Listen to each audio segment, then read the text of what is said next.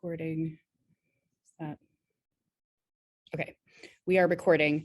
Thank you all for coming. I'm sorry for starting a bit late. My name is Dot Porter. I am the curator of digital research services in the Schoenberg Institute and the Kislak Center at the University of Pennsylvania Libraries. And I've been at Penn for 9 years, which seems like an awfully long time. Actually 8.5, so coming up to 9 in April. So a bit of a time. And for pretty much the whole time I've been here, I have been working on this on the VisCall project. So the idea of the VisCall project is to visualize the collation of medieval manuscripts, specifically codex manuscripts.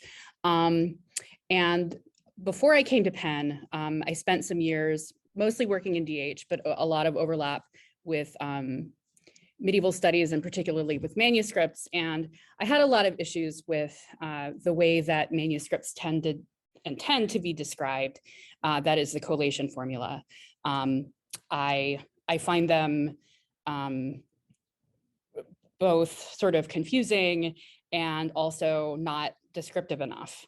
And so I love to read books about medieval manuscripts where in the book form, there's a lot more space for scholars to sort of talk about the structure of books and sort of why it matters and all of these kinds of things. And I really wanted to develop some kind of system to make it easier or maybe more systematic as well to describe the kinds of things that I saw people describing in their dissertations and their books and these kinds of things. And so that was the genesis of VisCall. And it has developed over the years. And I won't say too much about the background. You can sort of Google about it and find out. But we're at the point now where we have this new software system called VCEditor. And I'm really excited about it and glad that people are using it. It sort of does a lot of the things that I really want a system like this to do. VCEditor is actually based on a software system called Codex, which was developed a few years ago by the Old Books New Science group at the University of Toronto with funding from the Mellon Foundation. And Codex also uses the VisCall data model, a sort of earlier version of the VisCall data model. And we are really pleased that they gave us permission to sort of take their code and build on it. And so we brought it up to date with the most recent version of the VisCall data model, which is basically the sets of rules that explains how you can build models and then visualize them. And now we have it here. So I have a set of 4 workshops that I'm going to be teaching over the next month. This is the first workshop. Each workshop is going to touch on a different portion of the tool. And the reason that I decided to break it up into separate workshops is because I started out I sort of did big workshops that covered everything, that tried to cover everything. And it was too sort of, I sort of felt like it was just skimming the surface. And I wanted to be able to get a little bit deeper into it. So today's workshop is going to be talking about building diagrams. The next workshop will be about, I think, mapping and terms. And then we're going to have a workshop on images. And then the last workshop is about specifically building building models from collation formulas. And for a lot of you, you may actually be building from a collation formula from the start. I know that I actually do a lot of that. But one of the reasons that I wanted to have the manuscript in the room is because I actually wanted to go through the process of building a model while looking at a manuscript, and then later we'll do collation formulas as a sort of a separate thing. So you're welcome to attend all of the workshops if you think that would be useful. If you're totally comfortable after just this one, then that's fine. And I'll send, I can send a list. You probably have all seen the whole list of it, but I can send that again. So here is VCEditor. And we're going to start by making a new a new formula, or a new model, I should say. So we're going to here create the collation from scratch. This manuscript is, well, it is LJS 101. I always just call it by its name, but it's actually, I'll give it an object title. Because I had, as you can see in my list, I have a lot of them. I tend to put the shelf mark at the front anyway, just to help keep them in order. And then PERIERMENIAS, ARISTOTELIS. So this, etc. This is a manuscript that is partially 9th century and partially 12th century. So it was combined together at a later date. It also has changed a lot over the years. And so we're going to be making 2, maybe even 3 different formulas for this one. Or I keep saying formula, but I mean models for this manuscript. One of them, the first one we're going to do is how it is today. And then the other 2 will be how it was, I think, when it was first created. So the shelf mark is LJS 101, and then the date is 9th century and 12th century. There's no sort of required format for the manuscript date. You can put anything in here, so circa dates or whatever. The only one of these that's required, actually, I think the title is required, the shelf mark is required. So we go next. So there are 2 different ways that you can start this. You can start with an empty project, or you can pre-populate with quires. Starting with an empty project means that you create it and it opens up and there's nothing there and you have to go in and add. Pre-populating with quires gives you the option to sort of build it up. Pre-populating with quires is what you want to do if you are working from a collation formula, or you already have the collation information written out, so we already know what you're doing. It's great. I'm actually going to start here and then I'm going to go back. But let's say you know that you have 20 quires and most of them have 8 leaves. So you can say, I'm going to add these, but actually they don't all have 8 leaves. Some of them have, in fact, 10 leaves. And maybe this one has 7 leaves because there's a single leaf in there. So you say 7, and then you have to say which leaf is the single one. So the second leaf is a single one. And then you can create this, and then it builds the structure. This is great. In this case, I have the book here with me, and I'm actually going to build the formula as I go. So I'm going to go back and I'm going to start with an empty project. So it has created the project. It creates it all the way at the top. So if you, at any point you want to change the title or the shelf mark or the date, you can change it here, but I'm going to go ahead and open that. So we have an empty project. So now I'm going to turn to the manuscript. So I'm going to unshare my screen and I'm going to pin or spotlight this. So you should all be able to see this manuscript now. So we'll take our first look here. There we go. All right. So here's this, and we're going to open it up. So it sort of starts at the end of something. You can see there's the end of something, and then here is the first initial, and that's very nice. So it opens with 12th century pages, but this is a Carolingian hand, early 12th century. Very neat. And we're going to start turning pages. And one thing that I'm going to point out, and hopefully you can see this, sorry, it's a little blurry, is that as I turn, the parchment is a little bit different on each opening. So this is a little bit lighter. This is a little bit darker. And that's because, of course, this is the flesh side and this is the hair side. In this manuscript, as in most medieval manuscripts, hair faces hair and flesh faces flesh. And this is going to be relevant later because we're going to see that there's a point where this doesn't actually happen. So here we have flesh, and then we have hair. We're still in the 12th century. And here is where we have our first change, and that's where we have 12th century on the left and 9th century on the right. So these pages that I just paged through, this is our first quire. And it is 1, 2, and I'm gonna see if I can get the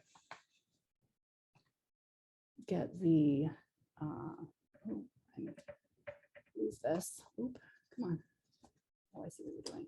Here we go. If we look down in here, can you see? There's thread here. So we know we're in the middle of it.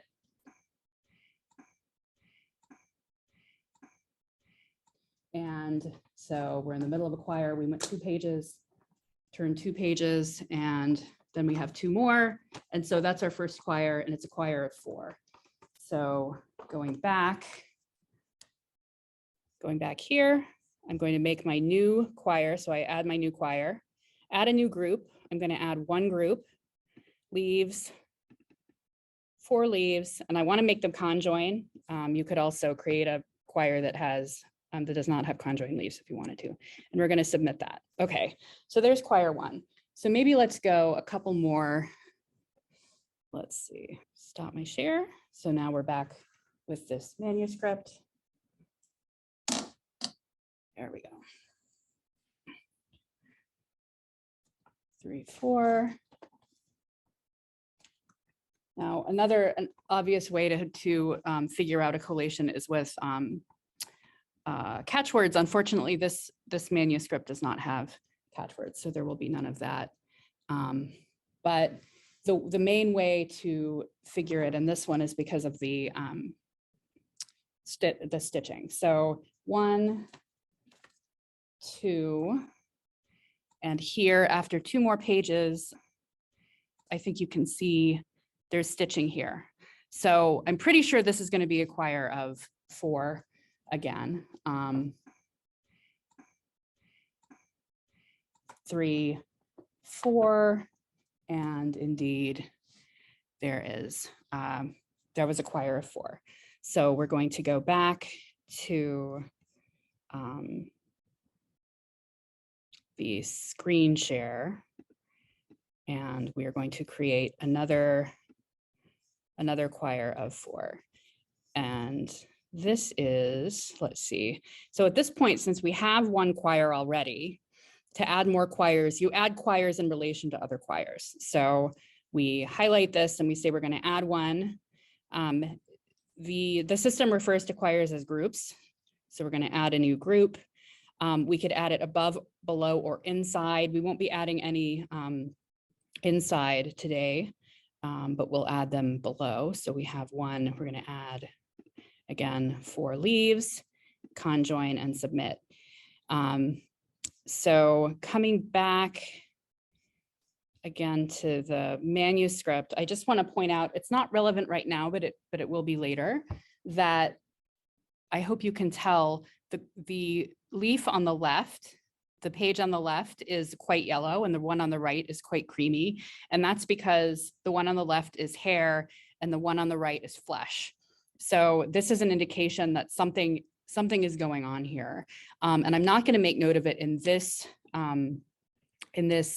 particular one, although we can go back and do that because it does note hair and flesh side. But it will become relevant later because it's saying that something got moved around at some point. All right, so that's our first 2. So 1, 2, and there's more there. You can see.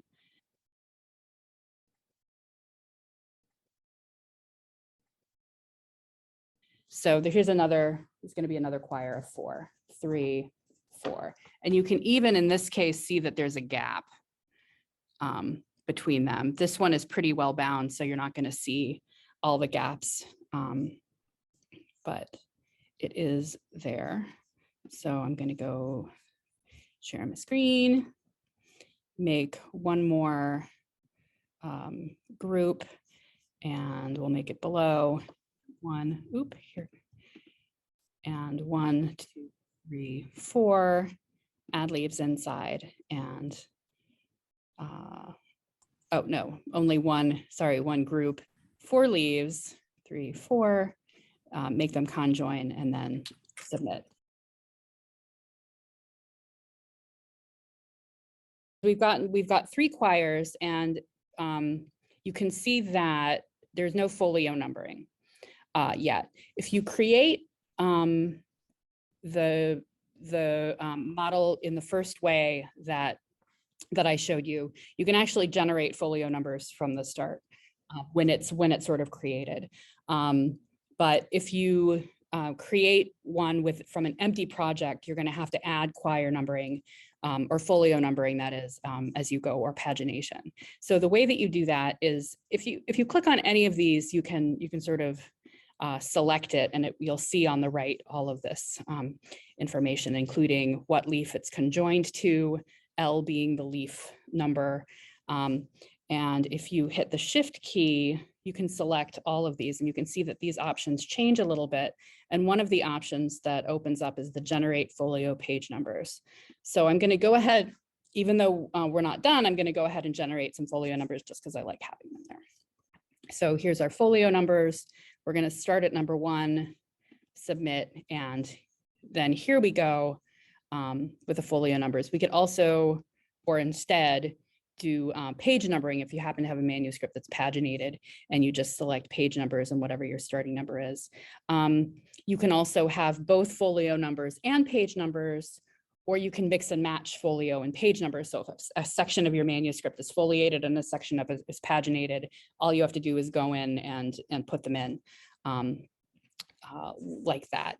You can also change numbers. So if this actually started on 2 and there were, for whatever reason, there were 2 folios labeled 2, I can just come in here and change that to 2 and hit this little checkbox, and now we have 2 and 2, but it's not really, it's 1. You can also change numbering of, you could start from here and say, I just want to redo the folio numbering for these starting from 3 or whatever. The system really doesn't care. It doesn't care if you have the same number twice or however many times. And I really like that because, as you know, manuscripts, sometimes the pagination or the foliation is very messy. And so we want it to be as flexible as possible. Let's see, we'll also take a look at these other options here. So type is sort of describing the relation of the leaf to the rest of the manuscript.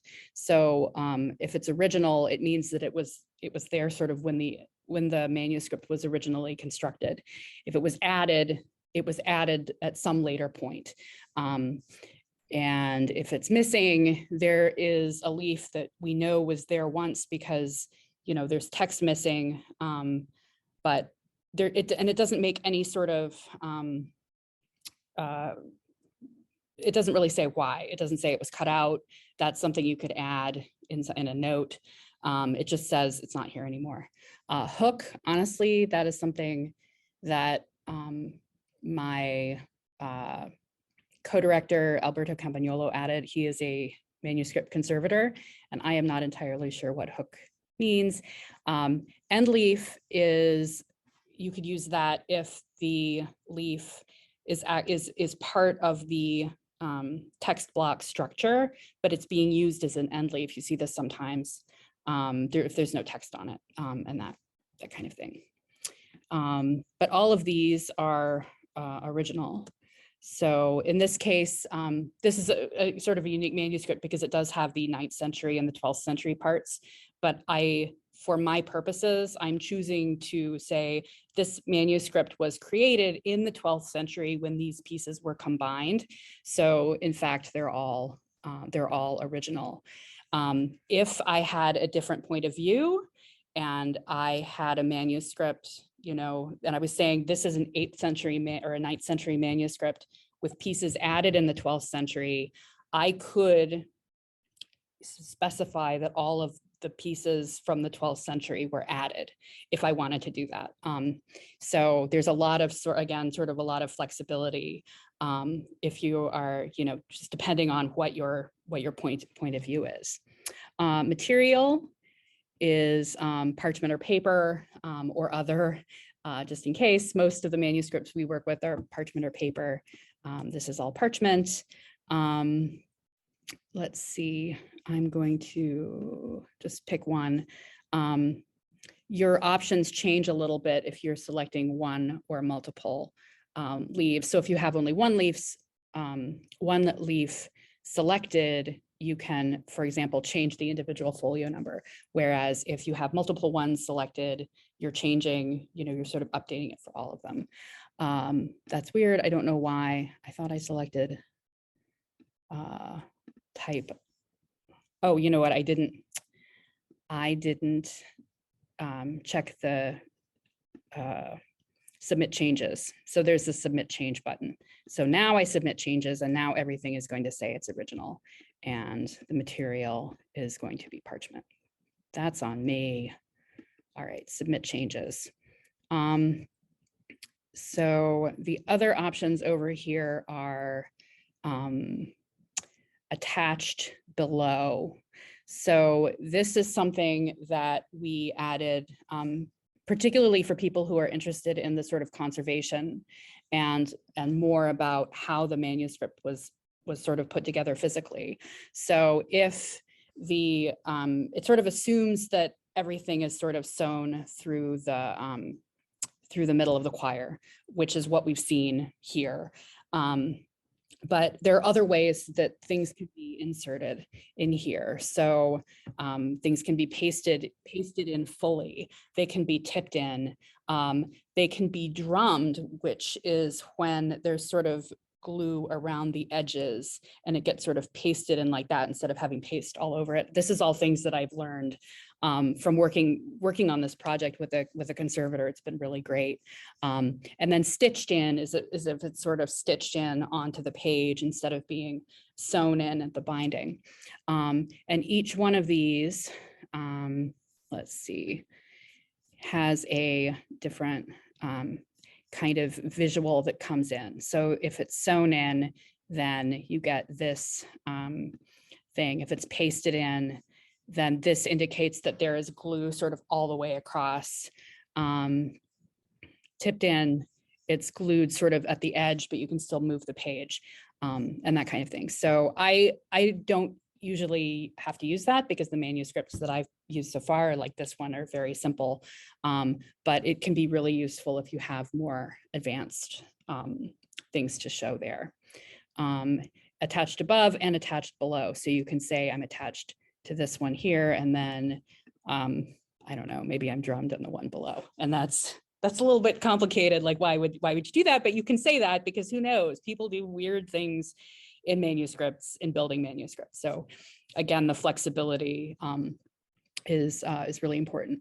So stub is useful if you want to say that there is a physical stub in the manuscript, and it is you can use it along with a missing leaf or not. So let's say that this leaf, we know that it's missing, it was cut out, there's text missing, but we can still see the stub. And for some reason, like it's important for me to say that this is a stub. Then we say it's a stub, and it actually shows up both as a stub or as a missing leaf. You could also combine it with a leaf that is a single leaf. So let me, let's see, we'll say this is not a stub and it is actually not missing, but let's say that there is a leaf that is added between 3 and 4. There's one that's been added. So we're going to add a leaf. We're just going to add one leaf there. And as it appears, it's just a leaf. So we can say, okay, here's a leaf and it's a single leaf. But maybe there's a stub on the other side And it's important for me to show that. So I'm going to add a leaf there. I'm going to add just one. And the first thing I'm going to do is I'm going to make it a stub.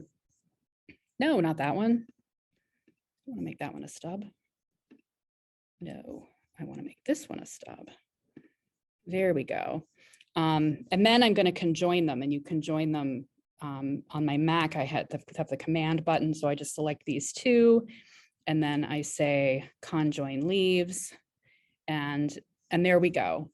And I would, assuming that this one was also foliated, I would actually want to refoliate from here, which I'm not going to do right now. This one, maybe it was foliated and the leaf is actually missing and there's a skip in the numbering. I could add a folio number if I wanted to. In this case, it's not, so I'm just going to leave it blank. The system still gives it a leaf number because it's sort of acknowledging that there's this ghost leaf that's there. So the leaf numbers, the L numbers, these leaf numbers and the folio numbers can, or page numbers can get sort of off from each other.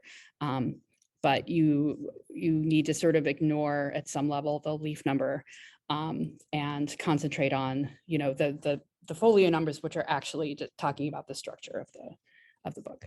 All right, so I'm going to, are there any questions at this point? I haven't seen anything in chat. You should feel comfortable to type anything in chat at any point, and I'm happy to sort of stop and clarify anything that isn't making sense. All right. All right, Megan says all looks good. Everything is fine. Great.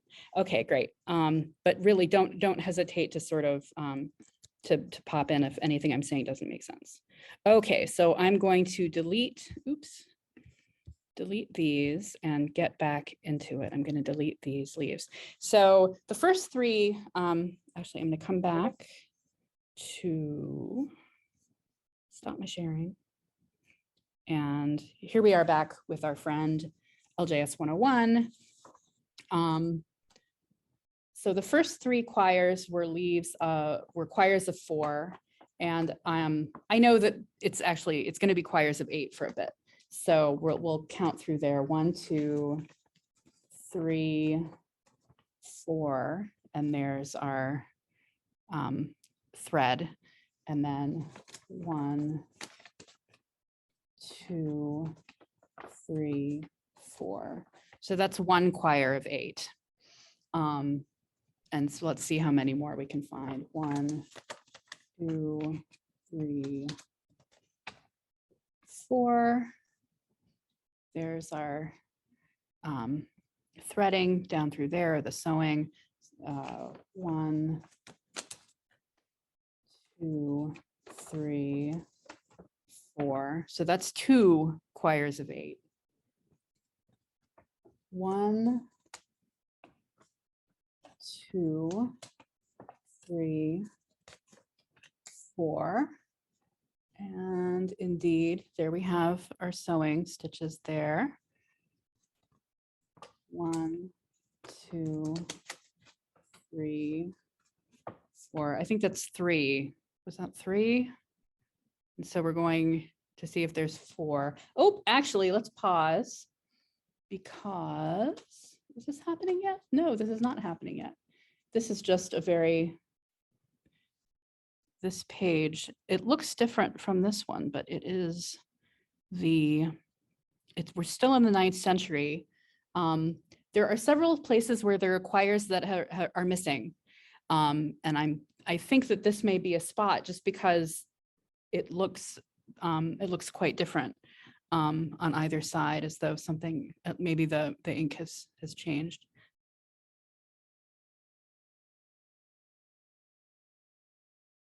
So that was 3. 1, 2, 3, 4. Ooh, there's the thread. 5, 6, 7, 8. So that's 4. And here we are going back from 9th to the 12th century. So the rest of the manuscript is the 12th century section. All right, so I think that was 4, or was it 5? I think it was 4. So we'll do 1, 2, 3, 4. Here's thread, and it is a regular. I've looked at this many times. I know it's a regular manuscript. Okay, 1, 2, 3, 4. So I think that's 5 quires of 8. All right. Now, at some point, we won't have 8 quire, or a quire of 8. 1, 2. I don't remember exactly where it happens. 1, 2, 3, 4.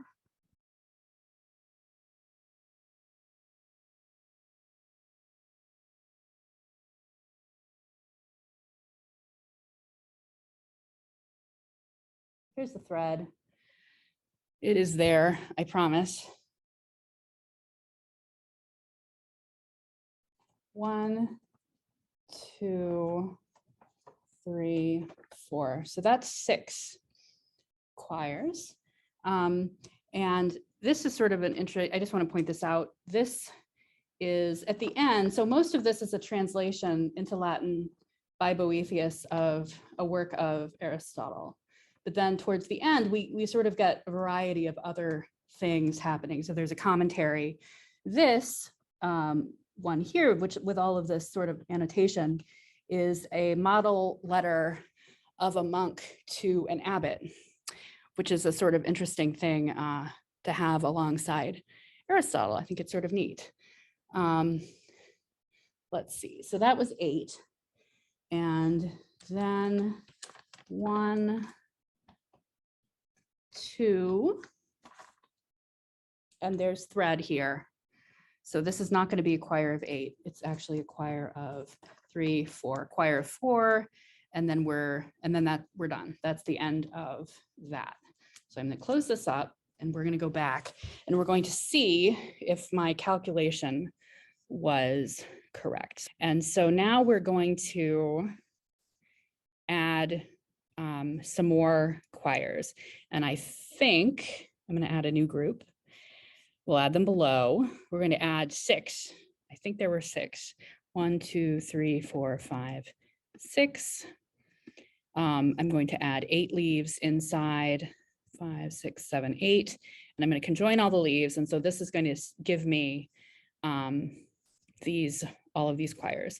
And the way that I will see if they're, come on, there we go.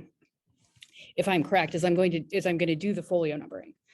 And I know that this manuscript has 64 leaves. It's foliated 64, totally regular.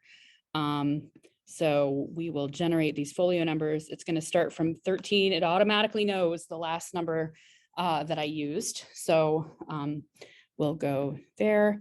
And I've got 60, which is correct because, of course, the last quire at the end has 4 leaves, 3, 4. So I remembered correctly. So now we have 64 leaves. I can come back in and do my little bit of housekeeping where this, I've already decided that these are all original and it's all made of parchment.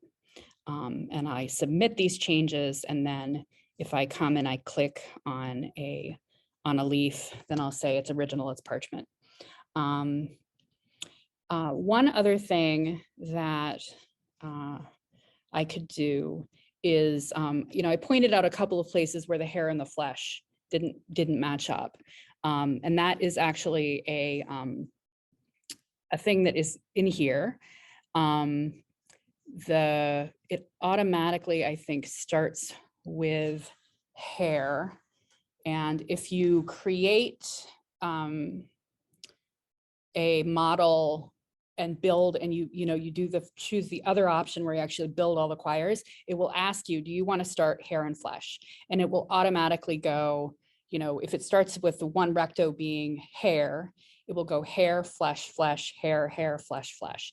And if you want to indicate changes, then you need to go in and do that. So I'm just going to take a quick look at this, and it does in fact start with hair, and then it goes flesh, flesh, and hair, hair, flesh, flesh, hair, hair. Even going from 12th century to 8th century, it maintains this hair, hair. So we have hair, hair, flesh, flesh, hair, hair, flesh, flesh, hair, flesh. So folio 9, recto, is in fact flesh and not hair.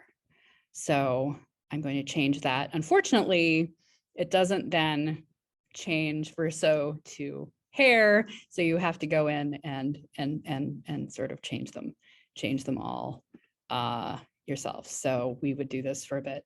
I'm not going to go all the way through, but I just wanted to show you that this is an option. This is a thing that you can do with this. And it might be particularly helpful if you again have a complicated manuscript, maybe one where parts have been moved around or other things have been added. Having that hair and flesh information could be really helpful. Since we're here on verso, I'll also point out if you have a paginated manuscript, the page numbers will show up on verso. The folio numbers, we just don't show them on recto verso. It's just the number of the folio. Script direction, although it was primarily designed for sort of Western Latin manuscripts, we do include script direction. So if you're working with Hebrew or you're working with Arabic, you can say what the script direction is, and then systems that you use will know, for example, to start at the sort of other end of the book, that the front is reading from right to left, and you start at the right instead of the left. So that is potentially useful, I hope. All right, so this is the very basic making of one other thing, diagram. One other thing I did want to show you is that you can, this is pretty regular. A lot of manuscripts are really regular, but sometimes you do have some sort of more complex physical things happening. So I showed you the attachment methods, which are really useful. Another thing that sometimes happens is you have bits of quires that aren't folded in the same way. So single leaves are one example of this, but you might also have bifolias that are sort of stuck in odd places. So in that case, you can add new leaves in the same way that you do. You say, okay, I want to add leaves above. I'm going to add 2 leaves, and I'm going to make them conjoin, and then I'm going to do this. And so you can build structures like this, and then you can even do potentially more inside. So let's get even a little bit more complex. We'll conjoin the leaves, and then we're going to put another set of conjoins here, submit. So it can get sort of complicated, and then again, you can number them however. So when you add leaves like this, the model is understanding that these are part of the main structure of the quire. There is another way to do this, and that's what we call the subquire, which is actually a quire inside a quire that is understood to be distinct. So it kind of looks like this, but it functions a little bit differently. So the first thing I'm going to do is I'm going to I'll delete this, and then I'll add a subquire. So the method for adding subquires is different because it's a quire. That means it's on the level of the group. So if there's a subquire in here, I'm going to say, okay, add new group. Instead of saying add leaves inside, adding leaves inside is basically what I just did. Adding a new group, I'm going to add a new group inside the selected item. I'm going to say, okay, it's above or below quire 9. We'll say it's below leaf 9. How many do you want? You could add multiple ones. We're going to add some leaves. We'll say it's a quire of 4, and we're going to conjoin them. And you can see it's got its own quire number. It is numbered in relation to its parent quire, but it's a distinct thing. So you can separate it. You can select it separately. But if you select a quire and you delete it, it will actually delete the subquire too. So this is another way. And again, having both the leaves and the subquire, it's ways for, we wanted to be flexible to sort of be able to describe the weird things that we can find when we're working with manuscripts. So I'm going to delete that. So I have a few more minutes. So my original plan was then to also create a version for the manuscript as it used to be, and I'm going to maybe start that, if only to show you another way to create a new project. So here's our LJS 101 basic diagram quire. I'm going to go back out here, and I'm going to create a new one, and I'm going to make a clone. So what this is going to do is it's going to copy every aspect of that original one that we did, and then I can change it, which might be, depending on what you're doing, if you're doing something like, ooh, hello, like this, where you are, hello, that did not make a clone. Here, come on, let's clone. All right, select the project to clone. We're going to clone LJS 101, clone.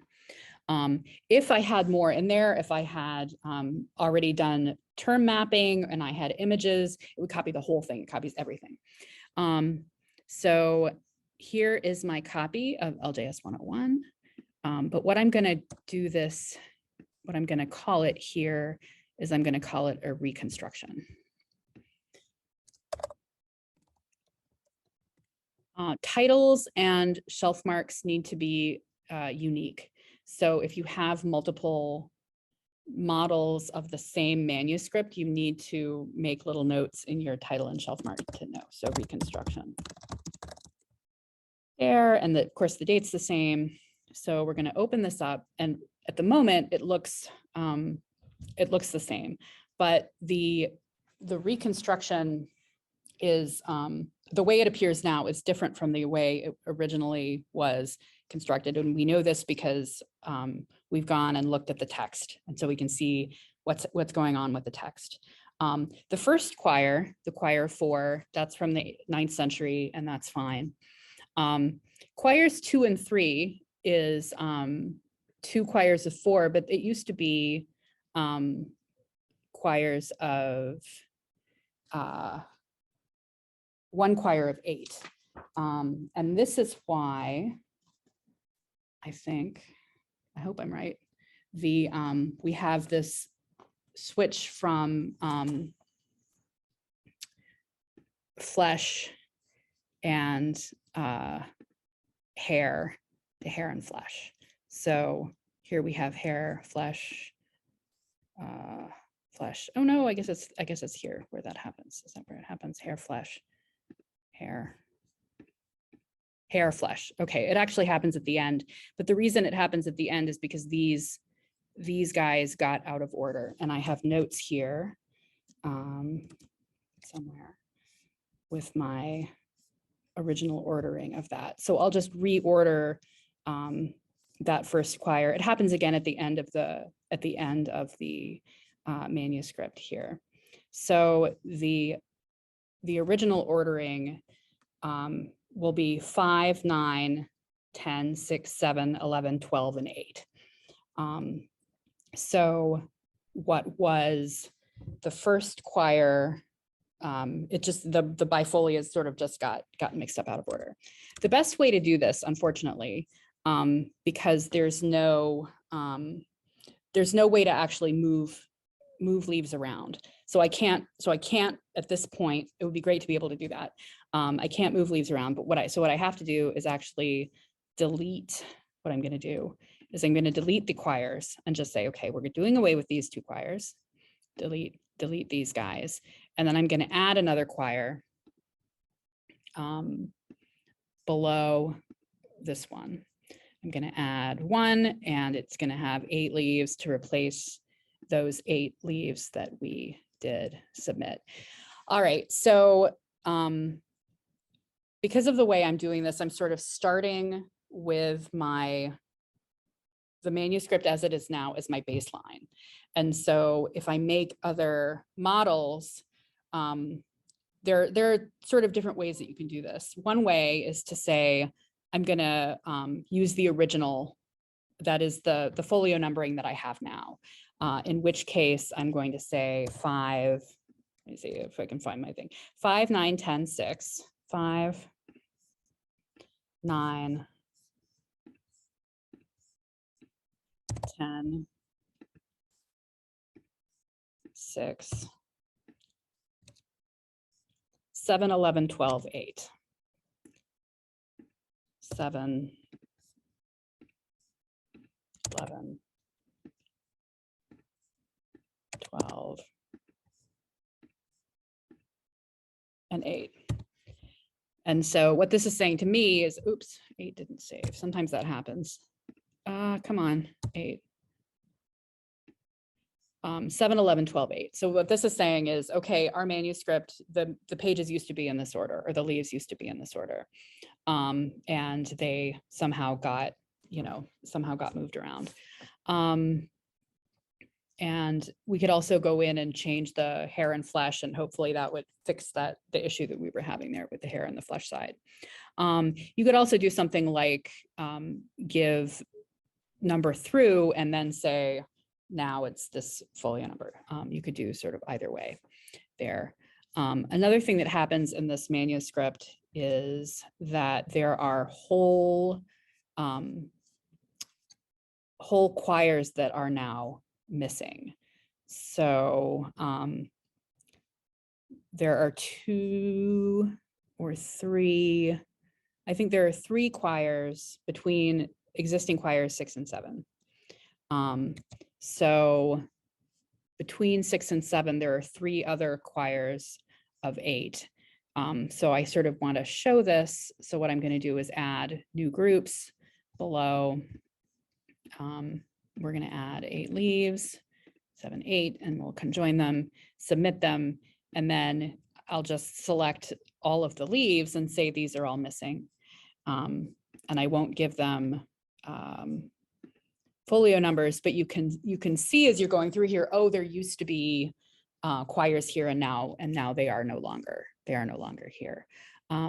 There's also quire 11 and 12 it used to be one quire of 12 that got taken out. So this actually goes inside there. But we only have a few minutes, so I don't know if I want to do that. What I'd like to do is see if are there any more questions about the diagram part, or anything I could go back and explain again, or anything at all. Is it all making sense?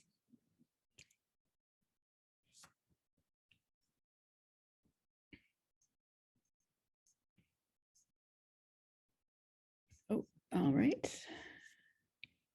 Excellent. Good. I'm glad. I really hope that this is going to be useful. We've just recently, actually just this morning, uploaded some changes that will hopefully improve our the sort of error messaging that we've been sending people. And I hope that will make a difference. So if you do run into trouble and you get an error message, hopefully it will be helpful to you. Okay.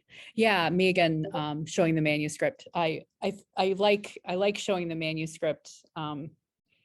Because I like looking at manuscripts. But I think it helps sort of just describe the movement from from describing. We're actually describing a physical object in the modeling, right? We're not just building something out of our brains. Although you could make up your own ideal manuscript and combine. I've never done that. I've thought about doing that, like combining different manuscripts together virtually to make your own like perfect manuscript. Somebody should do that. That would be kind of neat. So since there don't seem to be a lot of questions, I am going to, I guess, go ahead and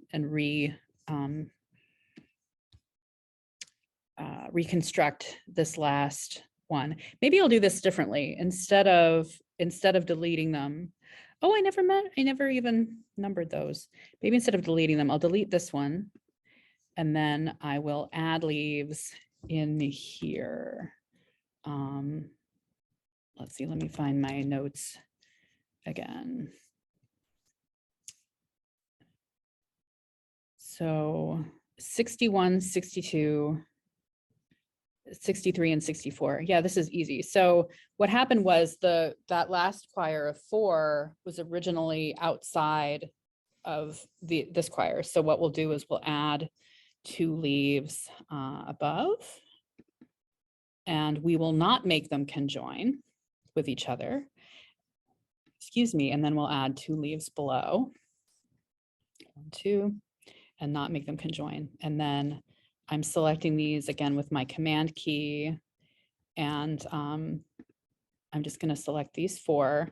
And the system's pretty smart. So you can sort of within any quire, you can kind of select any number of leaves, and it will automatically sort of churn through and conjoin them. So it's made our conjoin, and then this is 60, 60, and 61, 61, and 60. Oh no, not 60, because 60 is here. 61, 61, 62. I don't know why it does that. 62, 63. Oh, come on. And 64. There we go. And so now you can see how the manuscript originally would have been organized. You know, it would be awesome if we could then also have a sort of viewer to match up with that. This doesn't have the images. We'll be doing images in 2 weeks though. So if you're interested in learning about how you can connect images to the leaves and sort of see them in different ways, we'll be looking at that. So I hope that this was helpful. I hope you understand better than you did before, and you have a good idea of the kinds of stuff that VC Editor can do. It's great for simple manuscripts. I think there's also a lot you can do with more complicated, complex, physical manuscripts. If you have any questions, you can email me anytime. I'm also on Twitter. I'm Leoba on Twitter. Drop me a line, and you know, I hope you'll consider coming for the other workshops too, where we'll dig deeper into some of the other stuff that VC Editor can do. So I'm going to say goodbye. Thank you a lot. And yeah, Eileen. So Eileen is asking about if the recording is going to be available. That's my intent. I want to post it on YouTube so people will be able to see it, especially people who couldn't come there. And Eileen, there you go. Okay, thanks so much, and I will see you guys around. Bye.